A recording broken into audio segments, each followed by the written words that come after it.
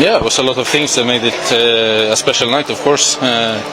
Home game in Champions League, it's always special, and then of course when it's the last home game for the coach and his staff, of course it was amazing to thank them with this win, and then of course it was important for us to get the 3 points and get a good position in the table.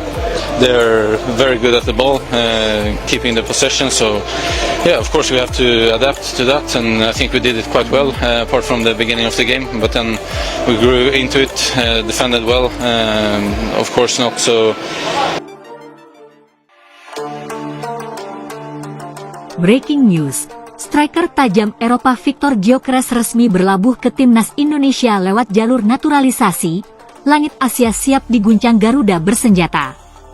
Jakarta, 20 April 2025. Dunia sepak bola Indonesia kembali menorehkan bab baru dalam buku sejarahnya. Dalam momen yang telah lama dinantikan, salah satu striker paling menakutkan di daratan Eropa, Viktor Einar Gyökeres, kini resmi menjadi bagian dari skuad tim nasional Indonesia. Tidak lewat undangan biasa, tidak lewat sekedar uji coba, tapi dengan status sebagai warga negara Indonesia. Setelah proses naturalisasi yang panjang dan penuh lika-liku akhirnya tuntas. Sontak, kabar ini menjadi topik utama di seluruh media olahraga nasional dan bahkan internasional. Ini bukan lagi tentang membentuk tim kuat, ini adalah deklarasi kekuatan. Garuda kini punya cakar dari Eropa. Dan Asia mulai merasakan getarannya. Proses yang panjang dan rapi, dinamika di balik pintu tertutup. Langkah untuk membawa Viktor Gyökeres ke timnas Indonesia tidak terjadi secara mendadak. Sebaliknya, ini adalah hasil kerja panjang, senyap, dan penuh strategi dari PSSI yang kini dikomandoi oleh Erick Thohir. Diam-diam sejak pertengahan 2023, komunikasi sudah dibangun dengan perwakilan Viktor dan klubnya, Sporting CP. Gyökeres, yang lahir di Swedia dan berdarah campuran Swedia-Indonesia dari ibunya yang berasal dari Surabaya, sudah lama menyimpan niat untuk mengenal lebih dalam akar budayanya. Ia pernah menyebut dalam wawancara dengan media Portugal bahwa ia selalu ingin tahu bagaimana rasanya bermain untuk negeri ibu. Melihat peluang itu, PSSI bertindak cepat.